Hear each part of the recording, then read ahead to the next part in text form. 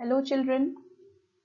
Today we are going to do the remaining two colligative properties. We had already discussed the first two in our previous class. So today we'll be doing the remaining two colligative properties.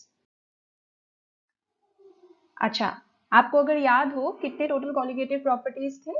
4 colligative properties थे. पहला था relative lowering of vapor pressure, दूसरा था elevation in boiling point और ये तीसरा है depression in freezing point. अब डिप्रेशन इन फ्रीजिंग पॉइंट का क्या मतलब है? डिप्रेशन मतलब कम होना, जैसे एलिवेशन का क्या मतलब था? बढ़ जाना, है ना? एलिवेशन इन बॉइलिंग पॉइंट मतलब जब भी हम कोई भी नॉन वोलेटाइल सॉल्यूट ऐड करते हैं सोल्यूशन के अंदर तो उसका जो बॉइलिंग पॉइंट होता है वो इंक्रीज हो जाता है। तो ऐसे ही इसमें क्या होगा, जब भी हम कोई नॉन वोलेटाइल सॉल्यूट ऐड करेंगे सोल्यूशन के अंदर तो जो फ्रीजिंग पॉइंट होगा वो कम हो जाएगा। ठीक है, अच्छा इसमें देखो क्या हो रहा है, whenever a non-volatile solute is added to the solvent, its vapor pressure decreases and now it would become equal to that of the solid solvent at lower temperature. अब इसका क्या मतलब हुआ? इसको समझने के लिए सबसे पहले तो ये समझो कि फ्रीजिंग पॉइंट होता क्या है। पिछले वाले क्लास में हमने एक बॉइलिंग पॉइंट का नया डेफिनेशन पढ़ा था, ऐसे ही फ्रीजिंग पॉइंट का भी एक नया डेफिनेशन याद रखना कि freezing point is the temperature at which the vapor pressure of the liquid state becomes equal to the vapor pressure of the solid state.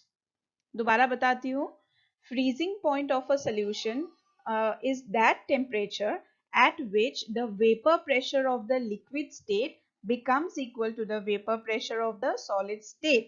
मतलब क्या बोला मैंने कि फ्रीजिंग पॉइंट वो टेम्परेचर है जिस टेम्परेचर में लिक्विड और सॉलिड का जो वेपर प्रेशर है वो सेम हो जाएगा। ठीक है, अच्छा अब ग्राफ देखो, ग्राफ में हमने क्या प्लॉट किया है, इधर वेपर प्रेशर वर्सेस टेम्परेचर। अब बस आप ये वाला पार्ट देखो, आपको याद होगा कि सॉल्वेंट का जो वेपर प्रेशर होता है और जो सोल्यूशन का वेपर प्रेशर होता है, दोनों का ग्राफ जो है वो ऐसे बनता है, सॉल्वेंट का ऊपर रहता है और सोल्यूशन का जो वेपर प्रेशर का ग्राफ है वो नीचे रहता है ना? अच्छा, अब जो ये थर्ड पार्ट है ये है सॉलिड का ग्राफ। ठीक है, this is the solid solvent का ग्राफ, यहाँ पे लिखा हुआ है फ्रोजन सॉल्वेंट, तो ये है सॉलिड सॉल्वेंट का ग्राफ, ये है लिक्विड सॉल्वेंट का ग्राफ और ये है सोल्यूशन का ग्राफ। अब ये जो सॉलिड सॉल्वेंट का ग्राफ है, जो ये लिक्विड सॉल्वेंट का ग्राफ है, ये इसको कहाँ पे इंटरसेक्ट कर रहा है? इस वाले पॉइंट पे, है ना? तो इस वाले पॉइंट पे मतलब हो क्या रहा है, जो लिक्विड सॉल्वेंट है और जो सॉलिड सॉल्वेंट है उसका जो वेपर प्रेशर है वो सेम हो रहा है। ठीक है, तो ये जो पॉइंट को कोरेस्पॉन्ड कर रहा है टेम्परेचर इधर, इसको बोला जाता है freezing point of the pure solvent. ऐसे ही आप अगर सोल्यूशन का देखोगे तो सोल्यूशन का जो ग्राफ है, जो वेपर प्रेशर का ग्राफ है, वो सॉलिड सॉल्वेंट को कहाँ पे इंटरसेक्ट कर रहा है? पीछे जाके इधर यहाँ पे इंटरसेक्ट कर रहा है। ठीक है, तो यहाँ पे क्या हो रहा है, सोल्यूशन का जो वेपर प्रेशर है और जो सॉलिड सॉल्वेंट का वेपर प्रेशर है वो यहाँ पे इक्वल हो रहा है। अब इस पॉइंट के कोरस्पॉन्डिंग जो टेम्परेचर है, ये वाला temperature it is freezing point of the solution. समझ में आया? तो ये हो गया freezing point of the solution और ये हो गया freezing point of the solvent. अब इन दोनों के बीच में जो डिफरेंस होगा उसको बोला जाता है डिप्रेशन इन फ्रीजिंग पॉइंट। ठीक है, अब ग्राफ से आपको समझ आ रहा होगा कि जो सोल्यूशन का जो फ्रीजिंग पॉइंट है वो कम है as compare to the freezing point of the solvent. Solvent का इधर है और सोल्यूशन का इधर है, तो इसका मतलब जब भी आप कोई नॉन वोलेटाइल सॉल्यूट डाल दोगे सोल्यूशन के अंदर, तो उस केस में जो फ्रीजिंग पॉइंट होगा सोल्यूशन का वो कम हो जाएगा और इसीलिए इसको बोला जाता है डिप्रेशन इन फ्रीजिंग पॉइंट। अच्छा, एक और तरीका है समझने का, जैसे फ्रीजिंग होता क्या है? फ्रीजिंग में आप ऐसे बोल सकते हो कि जब भी फ्रीज होता है कोई भी चीज तो वो उसके ऑर्डर्ड स्टेट में जाने की कोशिश करता है। ठीक है, अब सॉल्वेंट जो है वो उसके ऑर्डर्ड स्टेट में जाएगा, मतलब सॉलिड स्टेट में जाएगा जब वो फ्रीज होगा। ठीक है, अब हमने क्या किया, सॉल्वेंट के अंदर कुछ नॉन वोलेटाइल सॉल्यूट डाल दिया। अब उसका जो ऑर्डर्ड स्टेट में जाने का जो प्रोसेस था उसको ज्यादा टाइम लगेगा। क्यों? क्योंकि जब हम नॉन वोलेटाइल सॉल्यूट डाल देंगे तो वो क्या करेगा, वो पहले से ही उस सिस्टम को डिस्टर्ब कर देगा। जो नॉन वोलेटाइल सॉल्यूट के मॉलिक्यूल्स है वो इधर उधर फैल जाएगा सॉल्वेंट के अंदर। ठीक है, वो ऑलरेडी एक डिस्टर्ब स्टेट होगा। तो उसको अगर आपको सॉलिड स्टेट में मतलब ऑर्डर्ड स्टेट में लेके जाना है तो आपको टेम्परेचर को और भी कम करना पड़ेगा, है ना। तो ये ऐसे आप समझ सकते हो इस तरीके से, वरना this graph is always the better method to understand कि इसमें कैसे हो रहा है। ठीक है, समझ आया यहाँ पे हुआ क्या, हमने क्या किया, vapour pressure versus temperature plot किया। सॉल्वेंट का जो ग्राफ है वो ऊपर लाई कर रहा था और सोल्यूशन का जो ग्राफ है वो सॉल्वेंट के नीचे। अब जो सॉलिड सॉल्वेंट का जो ग्राफ था वो इधर था, काफी स्टीप होता है क्योंकि ये सॉलिड है तो इसका जो ग्राफ होगा इट विल बी स्टीपर। अब जिस पॉइंट पे लिक्विड और सॉलिड का वेपर प्रेशर का जो ग्राफ है वो इंटरसेक्ट कर रहा है, उस पॉइंट को बोला जाता है फ्रीजिंग पॉइंट, क्योंकि यही डेफिनेशन था। Freezing point is that temperature at which vapour pressure of the liquid state becomes equal to the solid state. ठीक है, तो यहाँ पे इन दोनों पॉइंट पे ये हो रहा है, फ्रीजिंग हो रहा है, तो इसके कोरिस्पॉन्डिंग जो टेम्परेचर्स थे उनको बोला जाता है फ्रीजिंग पॉइंट्स। और हमने ये देखा कि फ्रीजिंग पॉइंट जो है वो सोल्यूशन का कम होता है as compare to the freezing point of the solvent. जबकि बॉइलिंग पॉइंट में क्या था, बॉइलिंग पॉइंट ऑफ सोल्यूशन जो था वो ज्यादा था as compare to the pure solvent, है ना। तो उस केस में एलिवेशन था, एलिवेशन मतलब इंक्रीज, और इस केस में क्या हो रहा है, डिप्रेशन, डिप्रेशन मतलब डिक्रीज। ठीक है, अब इसके एक्सप्रेशन को देखते हैं। एक्सप्रेशन जो है वो काफी सिमिलर है एलिवेशन इन बॉइलिंग पॉइंट के साथ। एलिवेशन इन बॉइलिंग पॉइंट में भी एक्सप्रेशन कुछ ऐसा ही था और इसके केस में भी सिमिलर एक्सप्रेशन है। देखो, जो डेल्टा टी एफ है मतलब जो डिप्रेशन इन फ्रीजिंग पॉइंट है, अब भी ये जो एक्सप्रेशन में देखो आप, डेल्टा टी एफ जो है it is proportional to the molality of the solution. ठीक है, अब फिर से मोलालिटी के साथ प्रोपोर्शनल है, और यहाँ पे जो प्रोपोर्शनैलिटी कांस्टेंट है इसको बोला जाता है KF, which is also known as molal depression constant और cryoscopic constant। उस केस में क्या था, एलिवेशन के केस में KB, which is molal elevation constant और ebullioscopic constant अगर याद हो। इस केस में KF is molal depression constant और cryoscopic constant। देखो इधर लिखा हुआ है delta TF is equal to KF into M, where KF is molal depression constant और cryoscopic constant। ठीक है, अच्छा अब यहाँ पे मोलालिटी का फॉर्मूला डाल दिया। मोलालिटी का फॉर्मूला सबको याद है, मोल्स ऑफ द सॉल्यूट मतलब W2 by M2 divided by mass of the solvent in kg। ठीक है, अच्छा अब जैसे उस हमने एलिवेशन के केस में भी KB का कैरेक्टरिस्टिक पढ़ा था, ऐसे इसमें भी देखो जो KF होगा will now be equal to RT0 square upon 1000 LF, where LF is latent heat of fusion।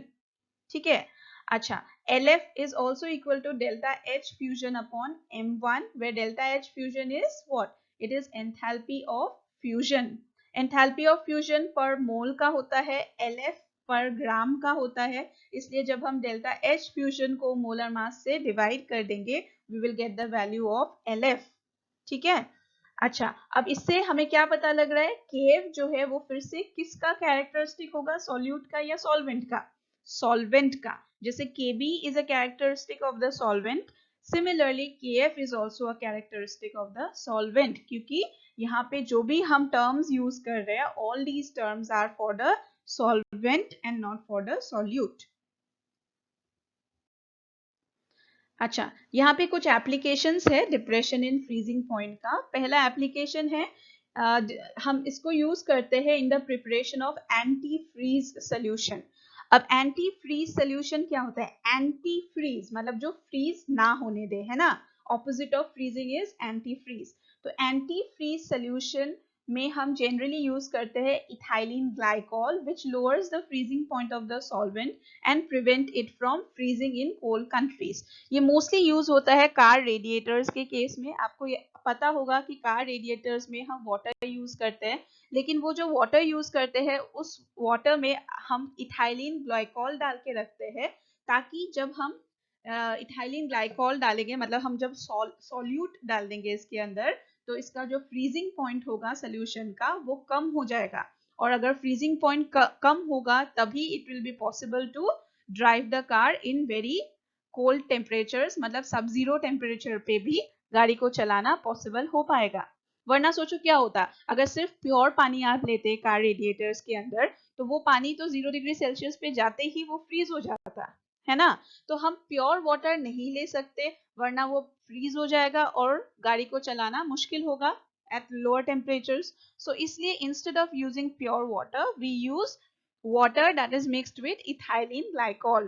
ठीक है, तो उस केस में क्या होगा, the freezing point will be lowered below 0 degree Celsius and it will be possible to drive the car at sub-zero temperatures. Okay जो दूसरा application है डिप्रेशन इन फ्रीजिंग पॉइंट का, वो ये है कि हम NaCl, कैल्शियम क्लोराइड एक्सेट्रा, ये सारे सॉलिड्स जो है इसको यूज करते हैं for the melting of ice. जैसे जिसमें जिन जगह पे बहुत ज्यादा स्नोफॉल होता है वहां पे जो रोड्स कवर्ड हो जाता है आइस से, उन आइस को हटाने के लिए हम क्या करते हैं, we sprinkle salt over it. ठीक है, तो वो हम स्प्रिंकलिंग ऑफ सॉल्ट क्यों करते हैं, जब हम सॉल्ट को स्प्रिंकल करेंगे तो उस केस में जो फ्रीजिंग पॉइंट होगा आइस का, that is going to decrease, और फिर उसके बाद जो आइस होगा वो इजीली मेल्ट हो जाएगा and it can be easily remove from the roads. So these two are the main applications of depression in freezing point. First is it is used for preparing anti-freeze solutions that lowers the freezing point of the solvent, and second it is used for melting ice on the roads by sprinkling of sodium chloride, calcium chloride, etc. Okay, now coming to the next and the last colligative property, which is osmotic pressure. लेकिन osmotic pressure को पढ़ने से पहले कुछ चीजें हैं जो आपको जानना पड़ेगा, कुछ टर्म्स है जो आपने पहले भी सुना होगा। उसमें से एक पर्टिकुलर टर्म आपने पहले सुना होगा, वो है डिफ्यूजन। किसी को पता है डिफ्यूजन क्या होता है? Diffusion is the net movement of any substance from a region of higher concentration to a region of lower concentration. ठीक है, अच्छा इसमें ये आपको पता होगा ऑलरेडी कि अगर आप दो सॉल्यूशंस लेते हो और उनको कनेक्ट कर देते हो, सपोज किसी तरीके से आपने दो सॉल्यूशंस लिया और उन दोनों वेसल्स को कनेक्ट कर दिया, अब क्या होगा, जब आपने कनेक्ट किया उसको, उसके बीच में एक नॉर्मल मेम्ब्रेन डाल दिया जिसके थ्रू सॉलिड्स भी पास हो सकते हैं और जिसके थ्रू पानी भी पास हो सकता है, सॉल्वेंट भी। ठीक है, तो क्या होगा, कहां से कहां मूवमेंट होगा? मूवमेंट जो होगा वो हमेशा हायर कॉन्सेंट्रेशन से लोअर कॉन्सेंट्रेशन के तरफ होगा। सॉल्यूट जो है वो मूव करेगा from higher concentration to lower concentration, और सॉल्वेंट जो है वो मूव करेगा from lower concentration to higher concentration. ठीक है, और इस प्रोसेस को बोला जाता है डिफ्यूजन। क्लियर? अच्छा, अब ऑस्मोसिस क्या होता है फिर? ऑस्मोसिस और डिफ्यूजन में बहुत ज्यादा फर्क नहीं है, थोड़ा सा ही फर्क है। इसमें ऑस्मोसिस के अंदर क्या होता है, जैसे यहाँ पे देखो, यहाँ पे क्या है, एक तरफ सोल्यूशन है, एक तरफ वाटर है, मतलब प्योर सॉल्वेंट है, और यहाँ पे हमने अटैच किया है एक मेम्ब्रेन। डिफ्यूजन के केस में जो मेम्ब्रेन यूज हो रहा था वो एक नॉर्मल मेम्ब्रेन था जिसके थ्रू हर चीज पास हो सकता है, लेकिन यहाँ पे जो हम मेम्ब्रेन यूज करते हैं, it is a special type of membrane which is known as a semi permeable membrane. semi permeable, semi permeable मतलब आधा permeable। इसका ये मतलब है कि कंपोनेंट्स में से एक चीज को वो जाने देगा उसके थ्रू और दूसरी चीज को वो पास नहीं होने देगा। ठीक है, अब नॉर्मली जो ये सेमी परमिएबल मेम्ब्रेन होता है वो अलग अलग टाइप के होते हैं। कुछ तो होते हैं नेचुरल वाले जिसमें प्लांट, एनिमल मेम्ब्रेन एक्सेट्रा ये सब आप यूज कर सकते हो, और आर्टिफिशियल जो सेमी परमिएबल मेम्ब्रेन होते हैं, आर्टिफिशियल SPM होते हैं, उसमें आ गया पार्चमेंट पेपर हो गया, सेलोफेन हो गया, कॉपर फेरोसाइनाइड हो गया, कुछ सिलिकेट्स हो गए, तो ये होते हैं आर्टिफिशियल सेमी परमिएबल मेम्ब्रेन्स। ठीक है, तो ये जो सेमी परमिएबल मेम्ब्रेन होते हैं, इसके थ्रू इसके जो पोर्स होते हैं वो काफी छोटे होते हैं। ठीक है, तो इसके थ्रू सॉल्वेंट तो पास हो सकता है लेकिन जो सॉल्यूट के पार्टिकल्स होते हैं वो पास नहीं हो पाएंगे। ठीक है। अब osmosis is what? Osmosis is the flow of solvent particles from less concentrated to more concentrated solution. देखो कॉन्सेंट्रेशन का जो टर्म है वो हम हमेशा with respect to the solute express करते हैं, है ना। अब तक हमने जो भी पढ़ा है कॉन्सेंट्रेशन टर्म, उसमें हमने क्या किया, हम with respect to the solute हमेशा डिस्कस करते हैं। तो जब हम बोलते हैं लेस कॉन्सेंट्रेटेड, इसका मतलब लेस कॉन्सेंट्रेटेड में क्या होगा, उसमें सॉल्यूट जो होगा वो कम होगा, और मोर कॉन्सेंट्रेटेड में क्या होगा, सॉल्यूट जो होगा वो ज्यादा होगा। अब इस केस में सॉल्वेंट का मूवमेंट होगा, जो सॉल्वेंट का मूवमेंट होगा, यहाँ पे क्या है, वाटर यहाँ पे हमने प्योर लिया, यहाँ पे सॉल्यूट का कॉन्सेंट्रेशन कम है और यहाँ पे सॉल्यूट का कॉन्सेंट्रेशन ज्यादा है।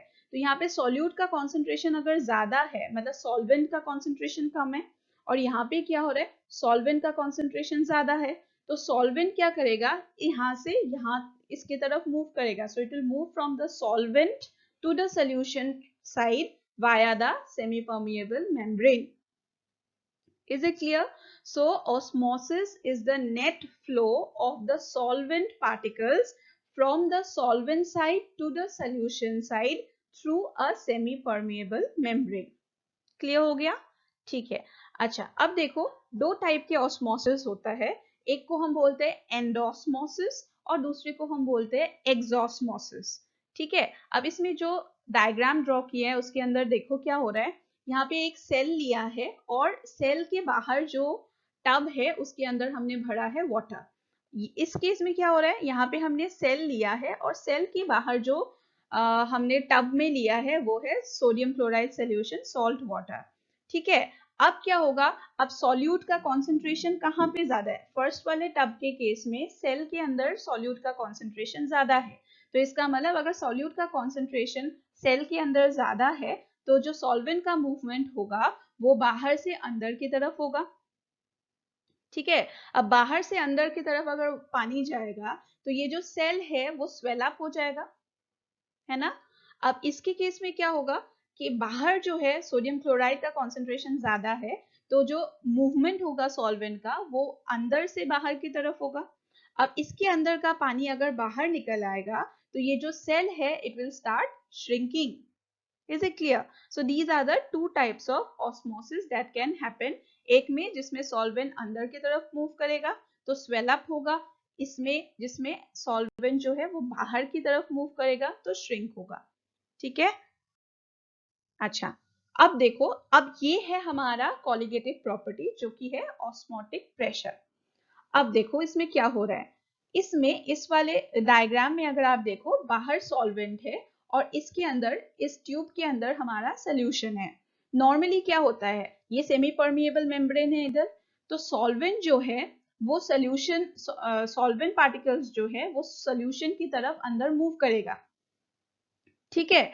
अब सॉल्वेंट के पार्टिकल्स जो सोल्यूशन के अंदर मूव करेगा via the semi permeable membrane, इसको बोला जाता है ऑस्मोसिस।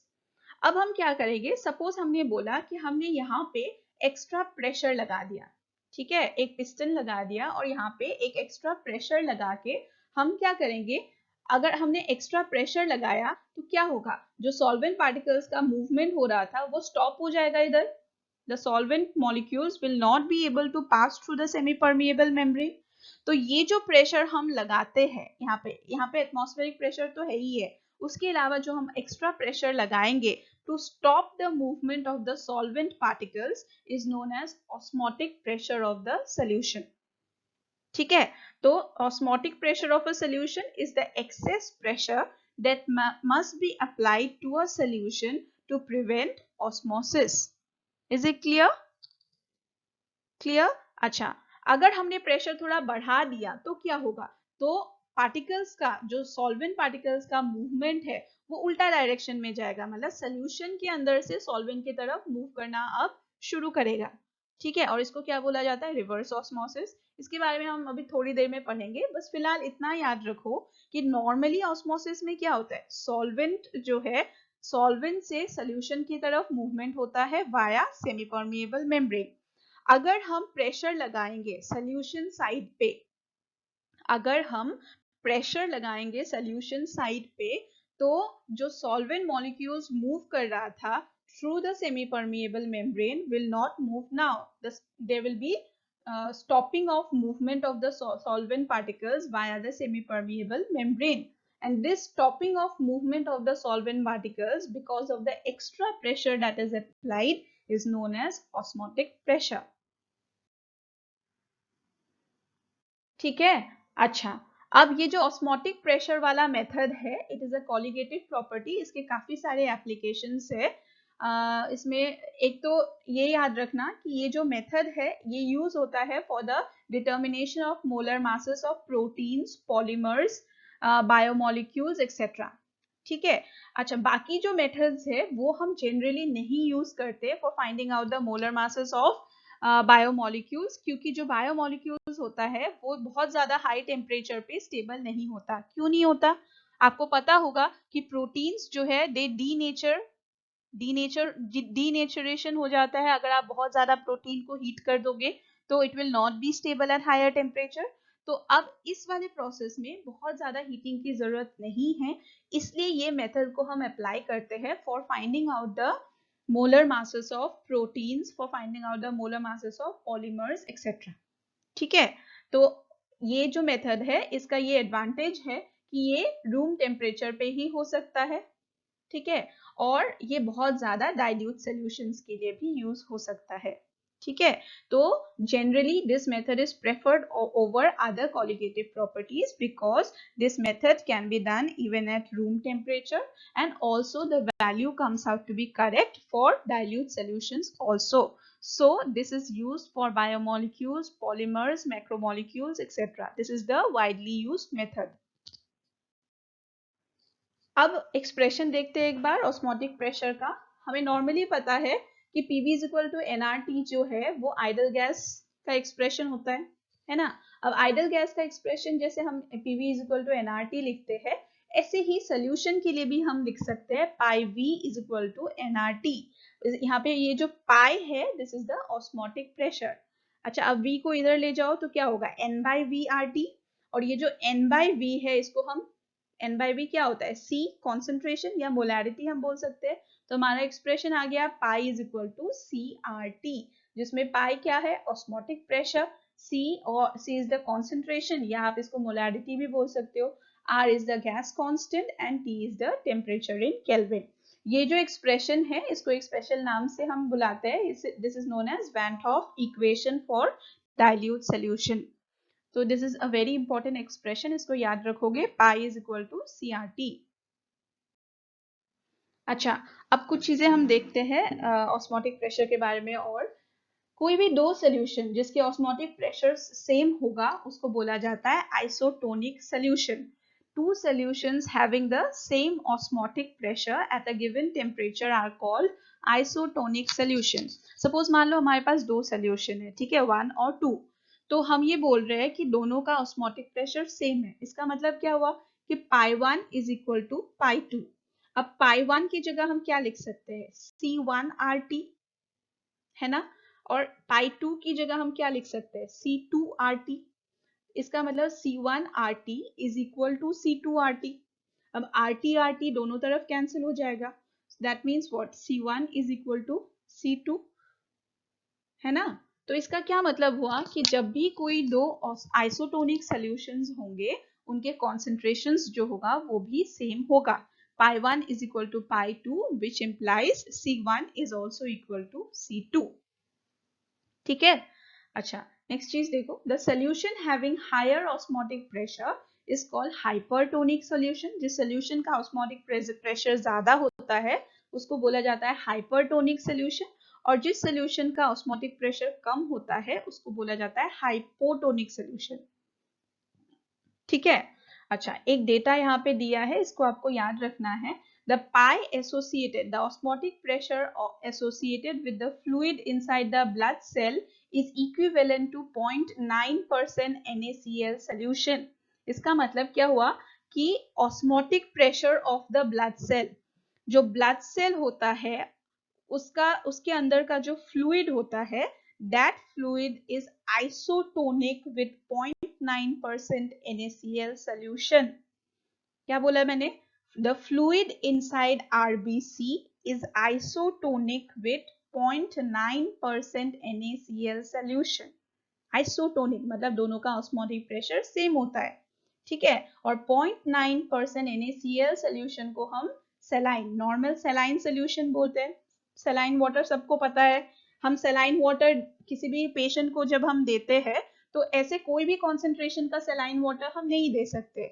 हम सिर्फ उसी कॉन्सेंट्रेशन का सेलाइन वाटर दे सकते हैं जो आइसोटोनिक होगा ब्लड सेल के फ्लूइड के साथ, ठीक है। और क्या कॉन्सेंट्रेशन आइसोटोनिक होता है? 0.9%। अगर इससे कम होगा तो उस सोल्यूशन को हाइपोटोनिक सोल्यूशन हम बोलेंगे। अगर इससे ज्यादा होगा सोल्यूशन का कॉन्सेंट्रेशन तो उसको हम हाइपरटोनिक सोल्यूशन बोलेंगे। Okay, now see in this representation what is happening. We have taken two RBC cells. In the first case we have taken the RBC cell in a tub containing a solution whose concentration is less than 0.9% NaCl. That means it is a hypotonic solution outside. Okay. अच्छा, और इसमें क्या किया हमने? RBC cell को ऐसे एक solution में लिया जिसका concentration was more than 0.9% NaCl solution. That is, the RBC is placed in a solution which is hypertonic. Now what is going to happen? In the first case, since the concentration of the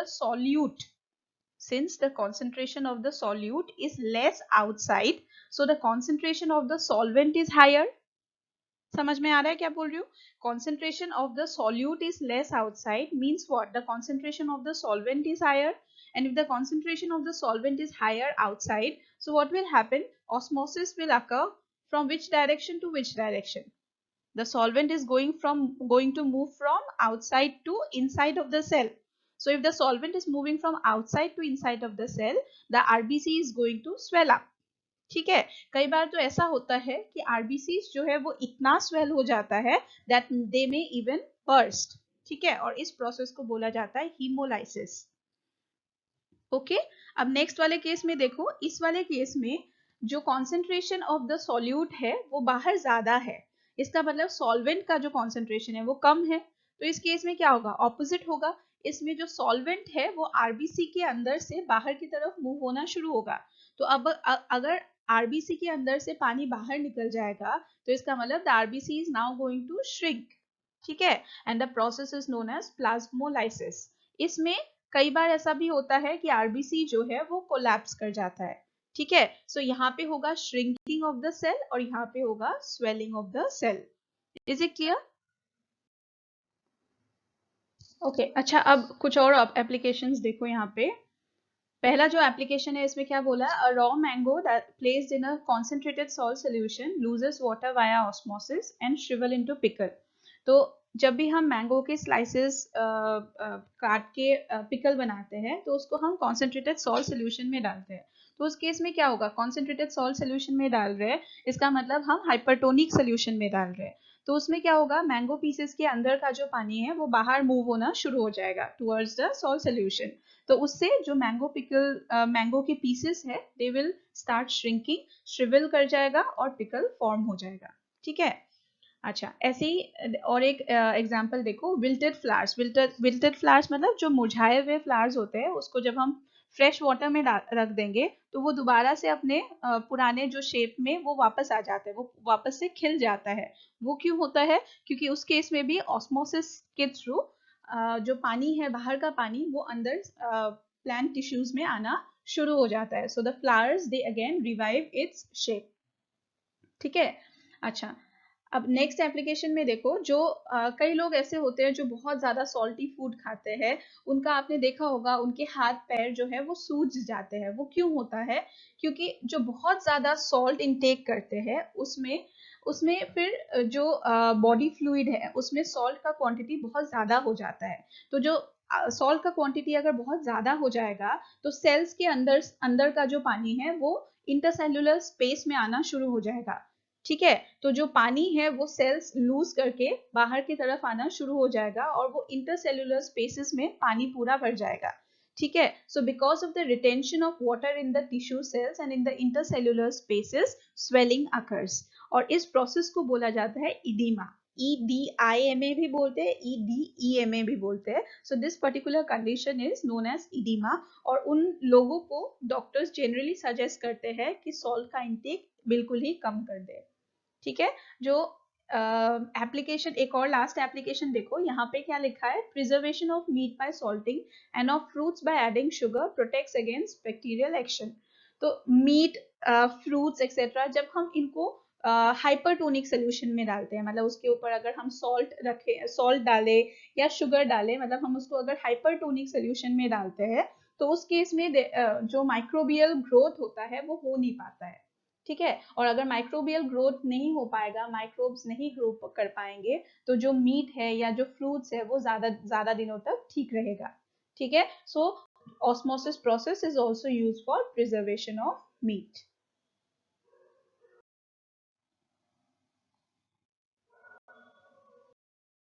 Thank you.